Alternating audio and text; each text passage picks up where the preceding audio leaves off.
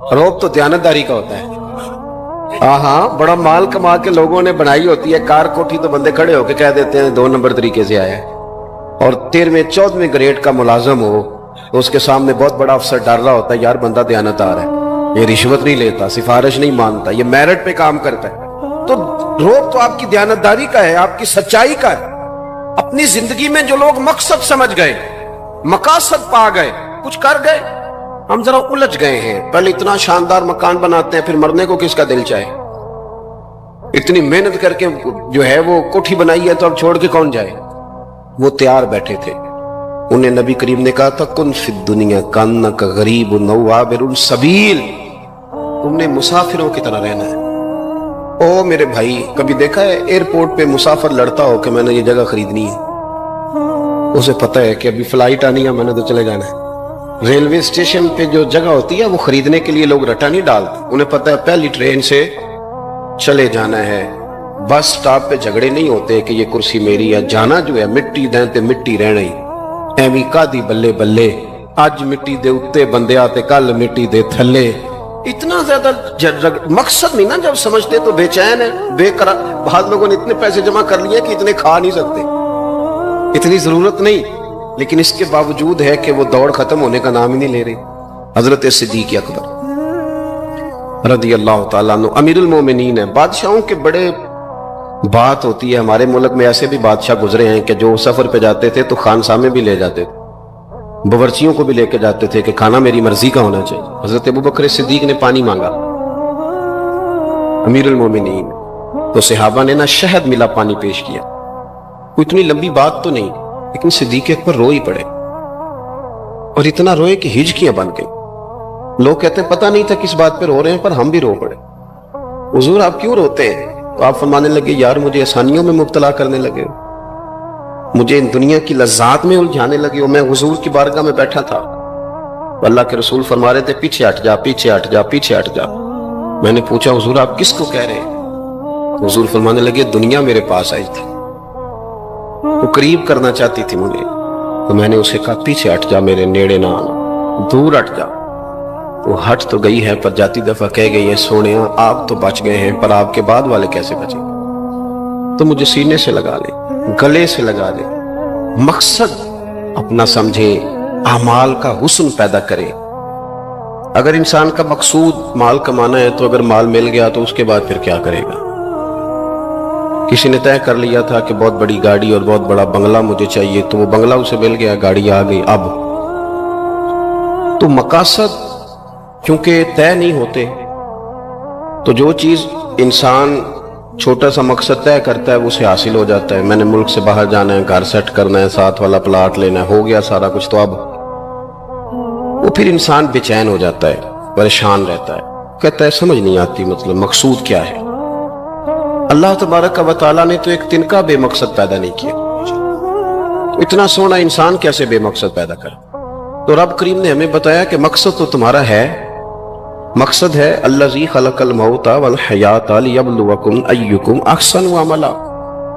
उसने मौत और हयात इसलिए पैदा की है ताकि पता चले तुम्हें अच्छे अमल कौन करता है, तुम किस कदर ज्यादा अपने रब की इबादत करते हो, किस कदर ज्यादा उसने अखलाक का मुजाहिरा करते हो, किस कदर ज्यादा लोगों की खिदमत करते हो, किस कदर ज्यादा तुम दीन की तबलीग में, इशात में, अबलाग में, तरवीज में किरदार अदा करते हो। बामकसद तुम्हें बनाया, बामकसद अच्छा तरीन अमल तुम में से कौन करता? इसलिए मौत और हयात पैदा की थी कि तुमने सुथरे से सुथरे अमाल, बेहतर से बेहतर किरदार, आला से आला तुम्हारा अंदाजे जिंदगी। देखें, हमने लोगों के साथ मिलकर रहना होता है, बहुत सारी चीजें ऐसी होती हैं कि जो तकलीफ का सामान बनती हैं।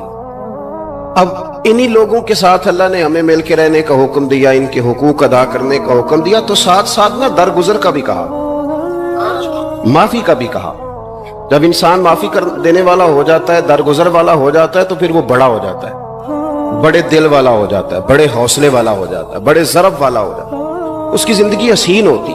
तो यहां आए थे कुछ काम करने, वो जो हमने मकसूद बनाए थे ना, मतलब अच्छे कपड़े, अच्छी दुनियादारी, अच्छी गाड़ी, अच्छा मोबाइल सेट, وہ چونکہ مقصود نہیں تھا تو ان چیزوں کے حصول کے باوجود بھی لوگ پریشان.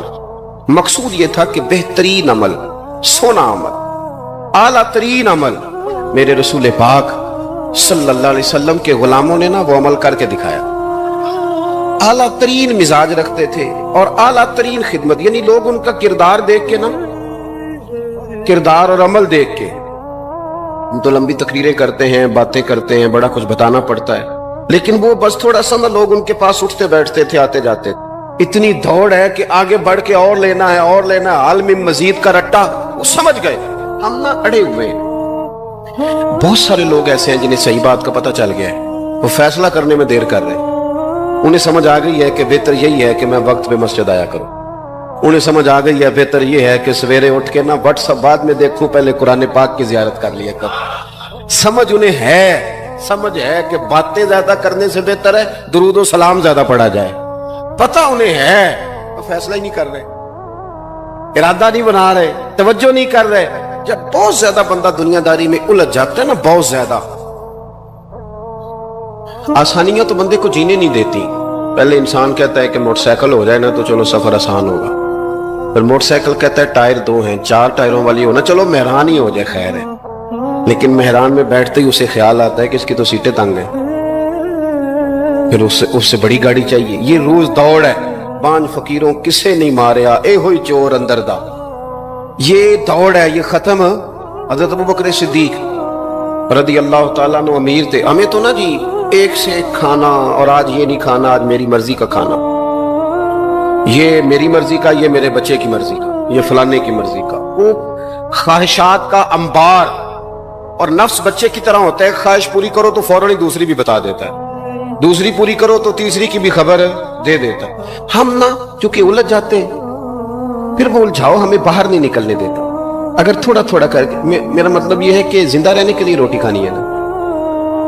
مثلا روٹی کا لطف کتنی دیر ہوتا ہے، جتنی دیر منہ میں چباتے ہیں، اس کے بعد ختم. تو کپڑا تو پہننا تھا بدن چھپانے کے لیے، اس میں وہ کدھر سے آ گئی ساری کہانیاں جو آج بن گئی ہیں، بن گئی. اور اتنے میں نے عجیب و غریب نظام دیکھا ہے کہ نوجوان ہے، اچھا بھلا سیانا آدمی، کپڑے اس نے تازے سلوائے ہیں اور 99 لوگوں نے کہا صحیح لگ رہا ہے، تو صرف ایک نے کہا نہیں ٹھیک لگ رہا.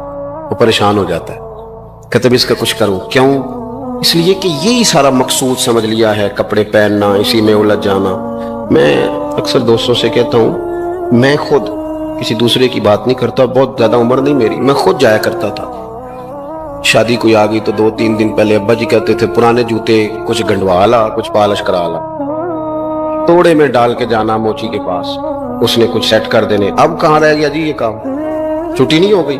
اب کون سا ایسا سلسلہ ہے؟ وہ جو کہیں سے کپڑا تھوڑا پھٹ جاتا تھا نا تو اماں اس کو اس طرح پیوند کراتی تھی کہ ڈیزائن بھی بن جاتا تھا اور کام بھی چل جاتا. کدھر گیا وہ دور؟ لیکن تکلیف دیکھ لیں آج پہلے سے زیادہ ہے، لڑائی پہلے سے زیادہ ہے، آزمائش پہلے سے زیادہ ہے. کیوں؟ جتنی بھی خواہشات آپ بڑھاتے جائیں گے نا، مقصد فوت ہوتا جائے گا. جتنی بھی مقصود سفر کرنا ہے، گاڑی دکھانا تو مقصود نہیں ہے، لیکن ہمیں وہ والی گاڑی چاہیے کہ لوگ ایک دفعہ انگلی منہ میں ڈالیں کہ وہ خوش گاڑی پہ بیٹھا ہوا ہے. ہم مقصد سے پیچھے ہٹیں گے جب پھر تکلیف میں آئیں گے، پھر آزمائش. زندگی میں ہم نے جو چیزیں مینج کی ہیں وہ ساری دوسروں کے لیے، ہمارے لیے کوئی شے بھی نہیں. ولیمے پہ گئے تاکہ برادری راضی ہو جائے، تعزیت کے لیے گئے تاکہ محلہ راضی ہو جائے، فلانا کام کیا تاکہ لوگ جو ہیں وہ میرے حق میں ہو جائیں. ساری زندگی دوسروں کے لیے جی کے گزار دی، اور آپ نے 99 نیکیاں کی، ایک خامی آئی تو لوگ تو وہ تھے جو پھر بگڑ گئے. بہتر نہیں بندہ رب کو ہی راضی کرے. واللہ ورسولہ احق ان یرضوہ، اللہ اور اس کے رسول کا زیادہ حق ہے کہ انہیں راضی کیا جائے، ان کا زیادہ حق. اپنی زندگی میں معاملات کو ترتیب دیں، ایک مخصوص ذہن بنائیں. اتنا سویرے قرآن شریف پڑھنا ہے، اتنا درود پاک، اور یہ راز وہ ہمارا اور ہمارے رب کا، یہ راز وہ اتنی دیر مصلی پہ بیٹھنا ہے. میرے ایک دوست سے ڈاکٹر صاحب میں بیٹھا تھا تو وہ ایک شخص کو کہہ رہے تھے تیرے دل میں کچھ باتیں ہیں نکال دے تاکہ تیری ٹینشن ریلیز ہو جائے، تیری صحت ٹھیک ہو جائے گی. تو بندہ کہہ رہا تھا اچھا ٹھیک ہے ڈاکٹر صاحب. تو میں نے کہا کہ اگر آپ اجازت دیں تو ایک بات میں بھی کر لوں. نے کہا آپ بھی کر لیں. تو میں نے کہا ڈاکٹر صاحب کچھ دکھ بڑے ذاتی اور نجی ہوتے ہیں، بندہ کسی کے سامنے کہہ ہی نہیں سکتا، بڑے ذاتی قسم کے ہوتے ہیں. وہ آپ کسی کے سامنے جتنا مرضی کوئی قریبی ہو، وہ بندے کی اپنی اندر کی کچھ ایسی تکلیفیں ہوتی ہیں اندر کی. آزم گنڈاں دے وچ گنڈاں 10 کیڑی کیڑی کھولا. بڑے مسئلے ہوتے ہیں, آپ کیسے بیان کر سکتے ہیں, سوال ہی نہیں پیدا ہوتا. تو کہنے لگا پیر صاحب حال تو ہوگا نا. میں نے کہا بالکل ہے, ہمیں ہمارے دین نے دعا سکھائی ہے, جو کسی سے نہیں کہہ سکتے وہ اپنے رب سے کہہ دو.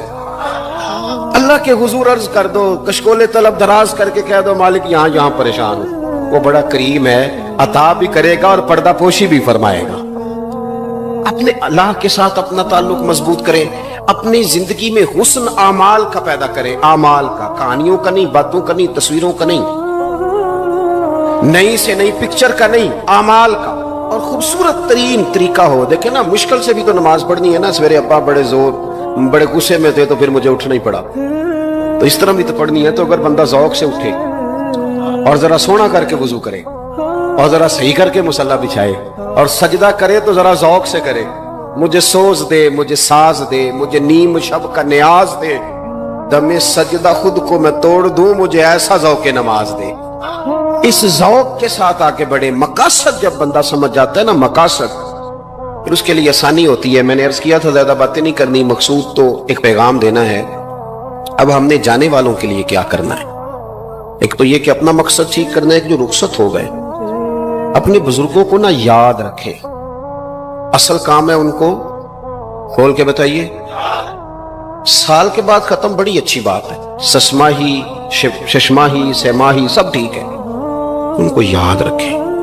حضور نہ یاد رکھتے تھے, اپنی والدہ کا ذکر کرتے, اپنے والد کی بات کرتے, اپنے دادا کا ذکر کرتے. اپنے جانے سیدہ خدیجہ الکبریٰ رضی اللہ تعالیٰ نہ وصال کر گئیں تو حضرت عائشہ کہتی ہیں حضور اکثر گھر میں ان کا ذکر کرتے. اپنے بزرگوں کو یاد رکھیں, ان کا ذکر کریں. ان کو نا, والد کے لیے نا والد ہونا شرط ہے, پی ایچ ڈی ہونا شرط نہیں.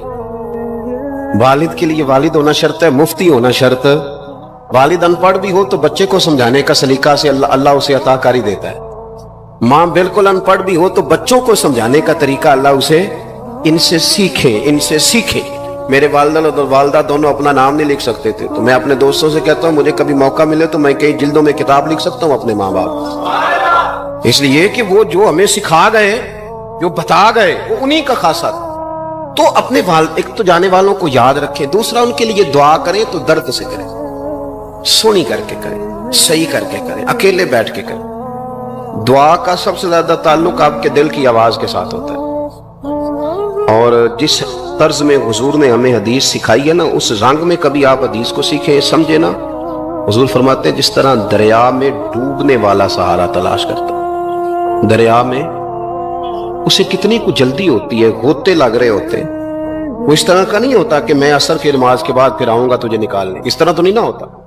دریا میں ڈوبنے والا جس طرح کشتی سہارا تلاش کرتا ہے, حضور فرماتے ہیں اس طرح قبر میں جانے والا دعاؤں کا انتظار کرتا ہے. آپ نے دیر کر دی دعا مانگنے میں, ختم دلانے میں دیر کر دی. خود صبح و شام ہمہ وقت دعا. ابھی آپ آیتیں سن رہے تھے سورہ ابراہیم کی, اللہ نے نماز میں رکھ دی, ربنا اغفر لی ولوالدی وللمؤمنین یوم یقوم الحساب. ایک تو انہیں یاد رکھیں, خوب دعا کریں. اور دوسرا, کوشش کریں کہ وہ جو نیکیاں کرتے تھے وہ نیکیاں بھی جاری رہیں. جن لوگوں سے ان کا اچھا تعلق تھا وہ تعلق بھی قائم رہے.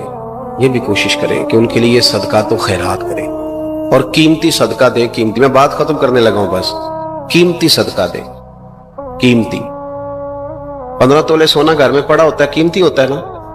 کبھی کسی نے چوک میں بتایا آ کے کہ آج 15 تولے سونا میرے گھر میں پڑا ہے, بولو نا, لگتا ہے تو 10 چھڑنا ہے. اگر گھر میں 50 لاکھ روپے کیش پڑا ہو تو چوک میں گلی میں آ کے آپ بات کریں کہ گھر میں پیسے پڑے ہیں, کیوں کہ وہ قیمتی ہیں, کوئی لے نہ لے. تو یہ جو 5000 مسجد دیکھ کے سارے محلے کو بتاتے ہو, یہ بھی صدقہ تھا, یہ بڑا قیمتی چیز تھی. یہ بتانے والا نہیں تھا, یہ تو نیکی تو قیمتی تھی. قیمتی چیز جو ہوتی ہے وہ تو چھپائی جاتی ہے کہ بتائی جاتی ہے. یہ جو بیٹیاں ہیں نا اسلام کی, مائیں بہنیں, یہ قیمتی ہیں. اس لیے اسلام انہیں کہتا ہے تم گلیوں اور چوکوں میں آنے والی نہیں, قیمتی چیزیں گھر کے اندر رہا کرتی ہو. تم قیمتی چیزیں ہو, تمہارا وجود قیمتی ہے. تم کبھی ماں ہو, کبھی بیٹی ہو, کبھی بہن ہو, کبھی بیوی ہو, قیمتی ہو. اس لیے تمہیں اسلام کہتا ہے کہ گھر کے اندر رہو گی تو تمہاری قیمت رہے گی. کچھ چیزیں ایسی ہیں جو چوکوں میں گلیوں میں پھیل جائے تو ان کی قیمت نہیں رہتی. اس لیے تمہیں کہا جاتا ہے کہ گھر میں رہو. یہ جو تمہیں چوکوں میں لاتے ہیں یہ تمہیں بے وقت کرنا چاہتے ہیں, بے قیمت کرنا چاہتے ہیں. انسان تھوڑی دیر کے لیے اگر تھوڑی دیر کے لیے غور کرے تو بڑے بڑے جانور انسان سے بڑے طاقتور ہیں، لیکن اللہ نے ان کی نکیل انسان کے ہاتھ میں تھما دی۔ اتنا بڑا جہاز ہے، ٹنوں وزن لے کے چل رہا ہے، انسان کے بس کی بات نہیں کہ وہ کئی لوگ لگ کے بھی اس کو اٹھا سکے، لیکن اللہ نے اس کے قبضہ و اختیار میں کر دیا ہے۔ فرمایا هو الذی خلق لکم ما فی الارض جمیعا، زمین میں جو کچھ ہے سارا تیرے لیے بنایا ہے، آسمان میں جو ہے سارا تیرے لیے بنایا ہے۔ وما خلقت الجن والانس الا لیعبدون، فرمایا کل کائنات میں نے تیرے لیے بنائی ہے اور تجھے میں نے اپنی عبادت کے لیے پیدا فرمایا ہے۔ تو جنوں اور انسانوں کو اللہ نے اپنی عبادت کے لیے تخلیق فرمایا۔ مقصد زندگی، مقصد تخلیق، دنیا میں آنے کا مقصد اولین اور مقصد آخری اللہ کی عبادت، اللہ کی معرفت، اللہ کی طرف توجہ، اللہ کی طرف رجوع، یہی ایک مقصد تھا انسان کے آنے کا۔ اسی کو قرآن نے بیان کیا تھا۔ اپنے اپنے مقاصد، درود شریف پڑھنے والوں سے بلند صلاۃ و سلام علیک یا سید یا رسول اللہ۔ اپنے اپنے مقاصد، اپنے اپنے معاملات کو ہم نے ترتیب دے لیا ہے۔ صبح سے شام تک کے معاملات سارے کے سارے ہمارے ذاتی، نجی اور ہمارے اپنے بنائے ہوئے مقاصد کے تحت گزر رہے ہیں، حالانکہ رب کریم نے فرمایا کہ انسان میں نے تجھے اپنی عبادت کے لیے بنایا ہے، اپنے لیے تجھے بنایا ہے، تو میری بارگاہ میں سجدہ ریز ہو، تو میری بارگاہ کی طرف توجہ کرے، تو میرے لیے تسبیح پڑھے، تو تحلیل کے جملے بولے، تو تکبیر کہے، تو میرے محبوب پہ نازل ہونے والے قرآن کی تلاوت کرے۔ تجھے تو اس لیے بنایا تھا۔ عبادت کا معنی یاد رکھیے گا، عبادت کا معنی فقط نماز پڑھنا نہیں، عبادت کا معنی صرف نماز پڑھنا نہیں، نماز عبادت کا ایک جز ہے، نماز عبادت کا ایک حصہ ہے۔ عبادت نماز پڑھنے کا نام نہیں، عبادت روزہ رکھنے کا نام نہیں، عبادت صرف اور صرف حج کرنے کا نام نہیں، فقط ذکر فکر کرنا عبادت نہیں، بلکہ اللہ کا حکم ماننے کا نام عبادت ہے، خدا رسول کی بات ماننے کا نام عبادت ہے۔ جہاں جانے کا خدا حکم دے وہاں چلے جاؤ، یہ عبادت ہے۔ جہاں جانے سے منع کر دے وہاں کبھی نہ جاؤ، یہ عبادت ہے۔ اگر نماز پڑھنے کا نام ہی عبادت ہوتا تو پھر فجر کی فجر کے وقت کیوں پڑھنی پڑتی، پھر ظہر میں ہی کیوں فرض ہوتی، پھر عصر کا وقت مغرب میں جا کے کیوں نہ شروع کیا جاتا، پھر انسان کی مرضی تھی جب پڑھ لیتا۔ فرمایا نہیں، عبادت میری ہے، اصل میری اطاعت ہے۔ میں جب کہوں کہ یہ فجر کا وقت ہے تو تجھے فجر مان کے پڑھنا، جب کہوں ظہر کا وقت ہے تو ظہر مان کے۔ ہم نے عبادت کو مخصوص کر دیا، مسجد میں چلے جانا، نفل پڑھ لینا، کچھ دیر قرآن شریف پڑھ لینا، کچھ دیر اللہ کی عبادت کر لینا، کچھ دیر ذکر اذکار کر لینا، اس کا نام عبادت ہے۔ اور باہر نکل کے بے شک جھوٹ بولے، باہر نکل کے بے شک غیبت کرے، باہر نکلے اور کم تولے، باہر نکلے اور اپنی من مرضی کرے، تو یہ عبادت نہیں۔ اس لیے کہ ہم اس خدا کے ماننے والے ہیں جو صرف مسجد میں نہیں ہوتا، بلکہ جلوہ تیری ذات کا کو بکو ہے، میں جدھر دیکھتا ہوں ادھر تو ہی تو ہے۔ ہمارا خدا صرف مسجد میں نہیں ہے، اللہ ہر جگہ ہے۔ جے میں تینوں اندر جانا پھر مقید جانا، جے میں تینوں باہر سمجھا اندر کون سمانا، اندر بھی تو ہے باہر بھی تو ہے، وچ بلا کون نمانا۔ اصل بات یہ ہے کہ جب خدا ہر جگہ ہے تو اللہ تبارک و تعالیٰ کا حکم ہر جگہ ماننا ہے، ہر جگہ اطاعت کرنی ہے، ہر لحاظ سے۔ رب کی بات ماننے کا نام عبادت ہے، اللہ کی، اس کے رسول الپاک صلی اللہ علیہ وسلم کی بات ماننے کا نام، توجہ ہے آپ کی میری بات پہ؟ عبادت کا مفہوم سمجھیے گا، عبادت کا مفہوم سمجھیے گا۔ ہمارا وہ دین نہیں جو پنڈتوں، جوگیوں، راہبوں کا مذہب ہے کہ جنگلوں میں نکل جاؤ، تسبیح لے لو، میں کھٹکتا ہوں دل عالم میں کانٹے کی طرح اور تو فقط اللہ اللہ اللہ۔ یہ مذہب نہیں۔ ہمارا دین کہتا ہے مسجد میں بیٹھ کے جو ذکر کرے گا اسے بھی ثواب ملے گا، اور جو محنت کر کے کما کے بچوں کو کھلائے گا اسے بھی ثواب ملے گا۔ ہمارا دین یہ کہتا ہے جو مسجد میں بیٹھ کے قرآن پڑھے گا اسے بھی ثواب ملے گا، اور جو گلی میں پڑا ہوا کانٹا اٹھا دے گا اسے بھی اللہ اجر عطا فرمائے گا۔ اللہ کا حکم ماننا، اللہ کا حکم ماننے کا نام عبادت۔ محمود غزنوی کے پاس ہیرا ہے، محمود غزنوی کے بڑے غلام تھے تو ایک بڑا پیارا تھا اسے، آپ جانتے ہیں اس کا نام کیا تھا؟ ایاز محمود غزنوی کو بڑا تو حسد شروع ہو جاتا ہے ہر جگہ، اللہ ماشاءاللہ، لوگ کہنے لگے بادشاہ ہر وقت اسی کو پیار کرتا رہتا ہے, ہر وقت اسی کی طرف توجہ کرتا رہتا ہے. بادشاہ نے ایک دن آزمانا چاہا, اتنا ہیرا تھا, موٹا ہیرا بادشاہ کے پاس. بادشاہ نے ایک وزیر صاحب کو بلایا, کہا یہ اینٹ پکڑو, ہیرے پہ مارو, اسے توڑ دو. کہنے لگا بادشاہ بات تیری ٹھیک ہے پر بڑا قیمتی ہیرا ہے, کیوں تڑوا رہے ہیں آپ, مال خزانہ میں رکھ دیں, کام آئے گا, کسی نہ کسی جگہ پہ استعمال ہو جائے گا, آپ کیوں اس کو تڑوانے کی ضد کر رہے ہیں. بادشاہ سلامت نے کہا اچھا تم نے ٹھیک مشورہ دیا, میں ہی جذبات میں آ گیا تھا. ایک دوسرے آدمی کو بلایا, اس کو کہا یہ ہیرا توڑنا ہے. اس نے کہا بادشاہ مجھے لگتا ہے پوری دنیا میں اتنا موٹا ہیرا تیرے پاس ہے, کسی اور کے پاس نہیں ہوگا. یہ توڑنے کی چیز نہیں, تجوری میں سنبھالنے کی چیز ہے, اسے سنبھال کے رکھ. تیسرے کو بلایا, چوتھے کو بلایا, جس کو بھی بلاتا رہا وہ بادشاہ کو سمجھاتا رہا. جس کو بلایا بادشاہ کو سمجھایا. ایاز کی باری آئی, کہا ایاز ادھر آ, توجہ ہے آپ کی, ایاز ادھر آ, یہ ہیرا تو توڑ دے. اس نے اینٹ پکڑی, زور سے ماری, ہیرا توڑ دیا. بادشاہ کہنے لگا بڑا بیوقوف ہے بھئی تو, یہ سارے میرے خیر خواہ تھے, مجھے سمجھاتے